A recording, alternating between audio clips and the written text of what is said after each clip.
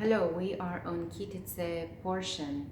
Now, according to Kabbalah, as we spoke on it before, every week comes woven with its own lessons or opportunity or energies for transformation. And when connecting with each week's energy and its lessons, as they reveal to us through the Torah portions each and every week, we are empowered in a way to make major shifts in life. Each week's with its own opportunity, each week's with its own lesson. So what is the lesson, the opportunity, or the energy that we're talking about when we are entering to the week of Parashat Ki Teitzei, of portion Ki Teitzei, in the book of Dvarim? So this portion begins with a calling to go out to war.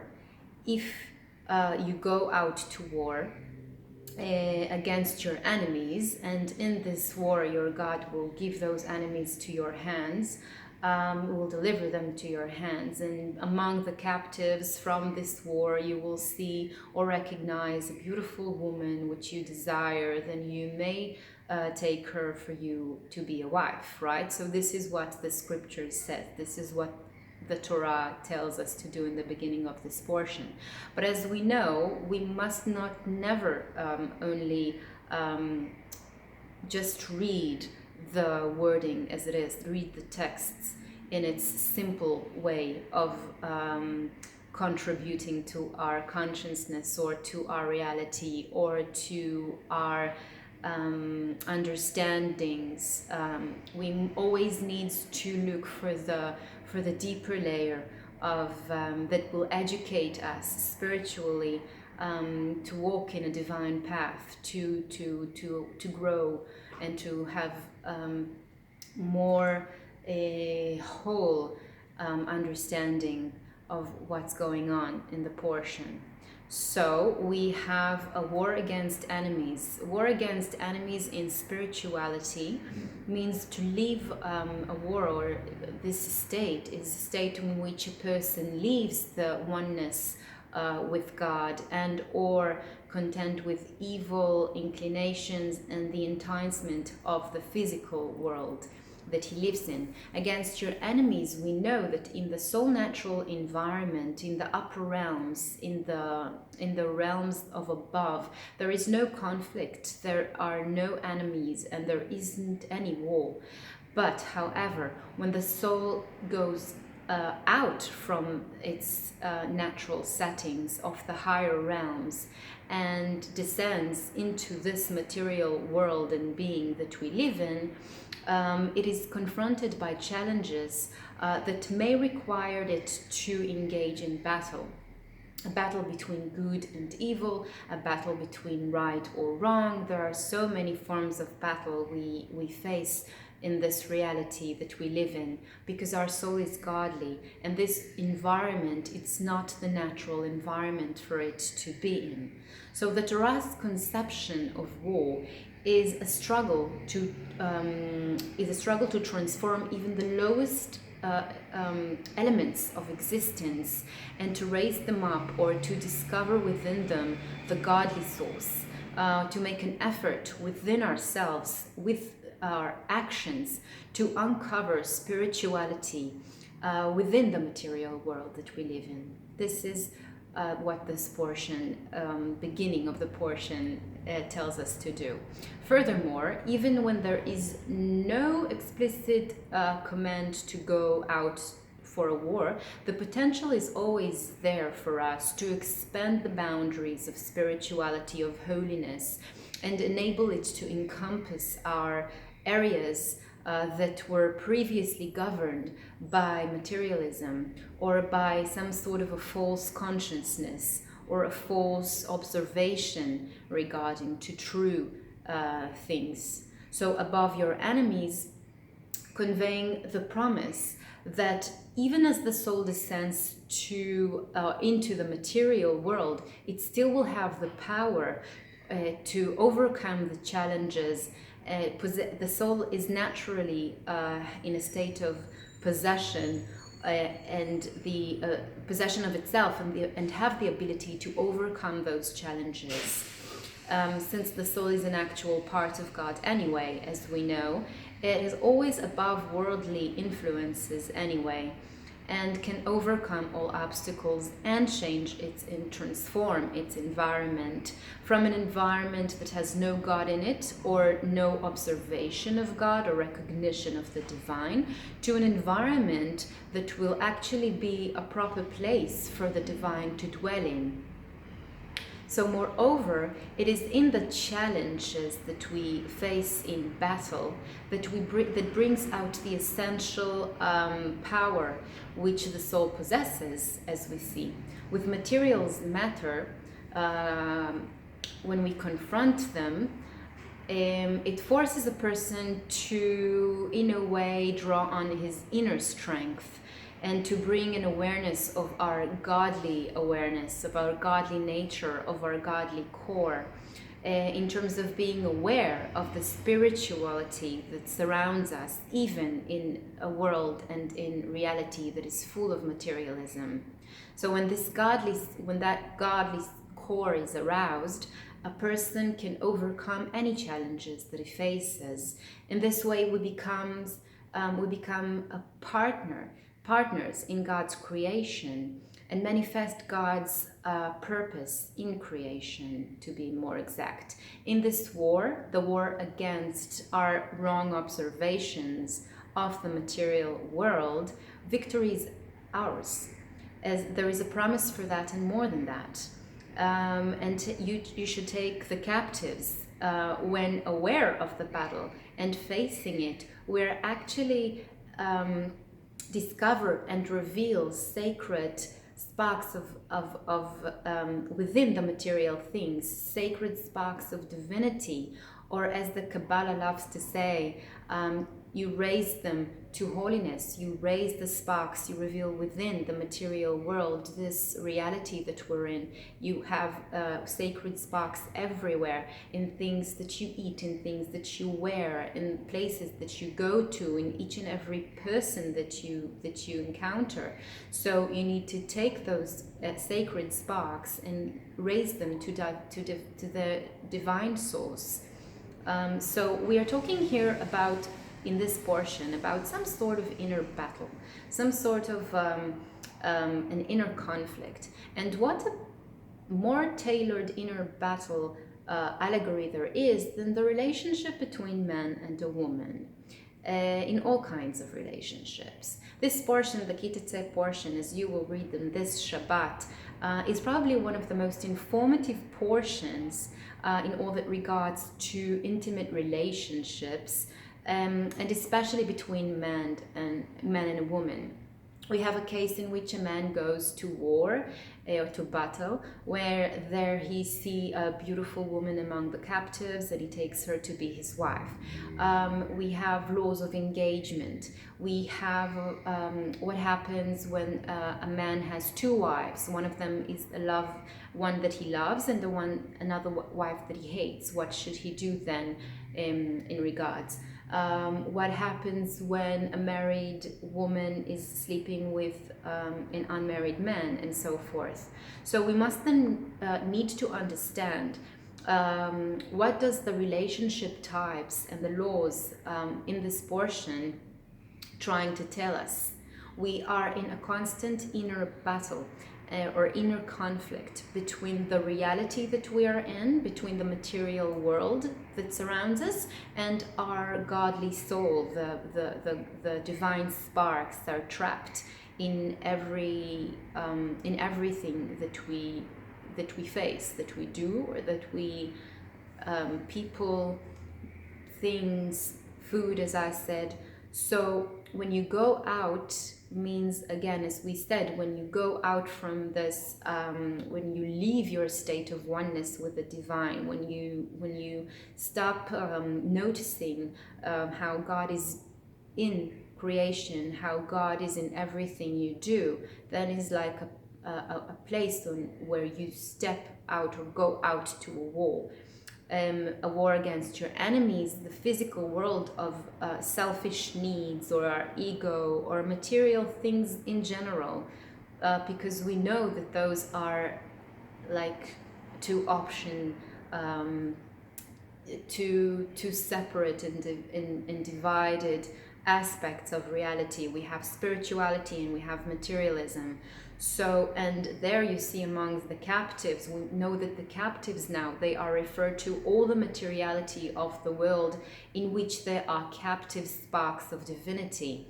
A beautiful woman, this woman means, if you find yourself, a beautiful woman means if you find yourself beaconed by the external beauty of physical reality, its sensuality, and the pleasure it promises, you shall take her.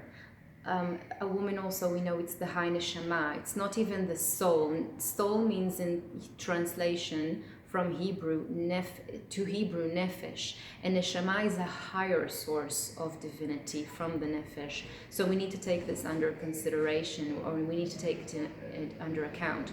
So you shall take her teaches us that when we notice this beautiful woman, we must not immediately give in to this aspect of what we see in material world, but rather we should take it, reserve it in order to observe it better, and not immediately use it, because when we take something, we're not actually doing anything with it. We're just at the moment taking it. This is all we do.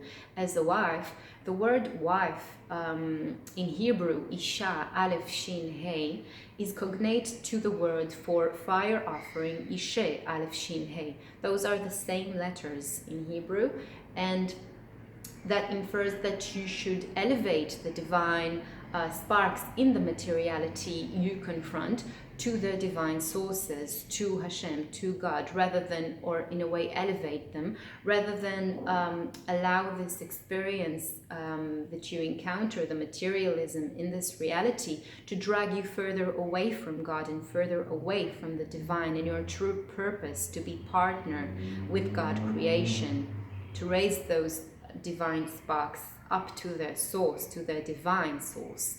By the word wife, Isha, Ishe, fire offering, we are giving of the task to consecrate the materialism to God's service and use it to enhance our relationship with Him, so that instead of creating division or separation between us and the divine and God, we're actually can create a union. Then even if we do exercise in material things and find beautiful things in reality which we cannot ignore, still the minute that we recognize that also those beautiful things and those beautiful pleasures or gestures that we are being offered as being part of this real reality is gestures from God, our presence from the divine, and we should always have it in our mind. We should always remember this, because anyway everything comes from a higher source, everything comes from the divine, everything belongs to God, everything that we have is there because He grants us to us.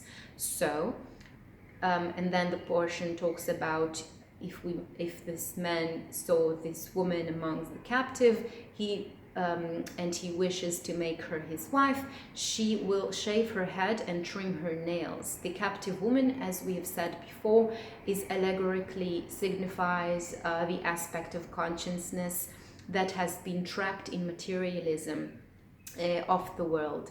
Redeeming this captive occurs on two levels. First, she needs to shave her head. Shave her head means to lose all this, or to try to remove all the intellect from material orientation in order to restore it fully in divine consciousness. And similarly, to trim her nails allegorically signifies the unnecessary emotional indulgences we seek.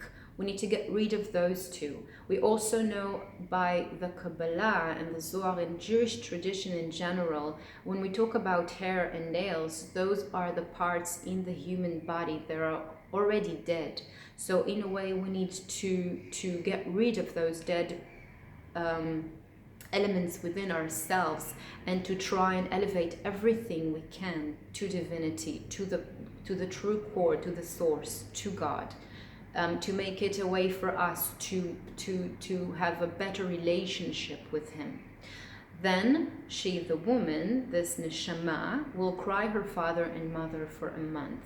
What does that mean?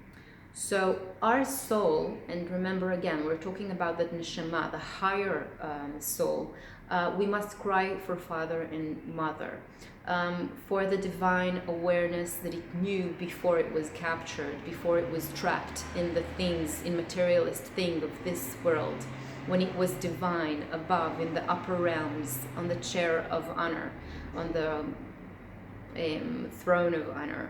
The father signifies the consciousness of Abba. From the tree of life attributes, Sfirot, we know that Abba is the Chokhmah attribute. It's the smart one. The mother signifies the consciousness of Ima, of the mother. In the tree of life, we know that this is the more advanced way of the wisdom. And so we see this portion, and only in its beginning, has a wide spiritual significance that speaks to our inner, to some sort of an inner process that we need to be aware of during this week. The relationship between man and a woman, almost always, and especially in the Zohar and Kabbalah, is a metaphor for the relationship between us and the divine, between Israel and God. And so to translate this into spiritual terms, the land of Israel, which is the land that we are on when we are in this war, taking the captives and finding this woman, making her to be our wives, the land of Israel, the land of the divine grace, represents the desire and will of God. And the inner conflicts represents our divine soul attractions to material things and desires related to the worldly reality that we live in. So there are two aspects to material existence. Our world was created because God requested a dwelling place in the lower realms, in the lower worlds. The physical universe can serve as a place in which God can reveal its presence, but at the same time, lower worlds or lower realms, or this reality, implies God's existence is not fully revealed in our environment, especially when we are when our material nature is there to draw us away from divinity, from God, from our spiritual core, especially when our material nature prevents us from recognizing Hashem even in places where He's naturally is, even in reality, even in all material things. Our attempts to resolve this contradictories often characterized by conflict and inner conflict. And this is the Torah's conception of war, a struggle to transform even the lowest elements of reality and existence into a dwelling of God. So in this week's we are requested, in a way, to go out to battle in order to discover our resources and rescue our godly sparks, rescue and raise those godly divine sparks within reality. A person need not to fear this undertaking such efforts such as war. On the contrary, we are assured by divine blessing. In this portion, we have a divine promise that even as the soul descends to its lower realms, to material world, and confronts its challenges, it always possesses the higher power that can help her overcome them. Since the soul is an actual part from God anyway, and it's divine by nature and belongs to the higher realms, it is always above worldly influences anyway, and has the power to overcome all obstacles and transform its environment. And as we said before, it is the challenge of battle that brings out our inner force, our inner power that we possess, that our soul possesses. For such confrontation compels a person to draw on his inner strength. The concept of battle is relevant within ourselves completely, and it needs to help us to change ourselves, but also to change our environment. As we know in Judaism, we usually, when a person do something good, then it affects the collective, and also when he do something bad, it affects the collective. So we have an individual way of doing things, but actually the impact of our doings is impacting the collective. So a person must challenge himself, and this means more than commitment to gradual progress in claiming spiritual growth. This endeavor involves a constant struggle, a war, a conflict. A person cannot reach a level of spiritual achievement and then let everything just be, leave it. I did my job, I finished evolving. No, instead we must, each of us must continuously strive to advance further in spirituality within ourselves and in general. So this inner battle is necessary to bring an unbounded divine potential each and every one of us possesses within the soul. And the effect of this effort extends beyond the individual selves. It also has effect on the world at large, on the collective, as we say. The Torah comes to teach us that an enemy is not necessarily an external thing. It's rather very internal and intimate thing within ourselves. And we have both material and spiritual desires within us. And there is a dynamic tension between them all the time, for each of them seek to control our consciousness. In this vein, we can appreciate the importance of being above your enemy, meaning if our spiritual tendencies are fighting with weapons against our material tendencies, we have within us a truly superior spiritual potential to overcome ourselves, to overcome all battles we face. And then our soul, which is an actual part of God, as we said, can bring our true spiritual core into expression. And this, of course, happens only when we see the beautiful woman, when we recognize our holy neshama within, among the captives, within this material world, with the enemies and everything that has with it, the godly spark of our soul. And this is the woman, the captive, and we're making it, this woman, we need to make proper amends and adjustment for her to become part of our environment. It's not naturally come to us easy to take godly divine sparks within reality and marry them or transform them to become part of our lives, part of our soul. We need to do several things in order we need to make the effort of going out to battle. We need to make an effort to transform them to be part of our lives. So have a Shabbat Shalom, and I truly hope to see you next week in the portion of Ki Tavo. If Ki Teitzei is to go out, Ki Tavo is to when you'll come in, and I hope to see you then.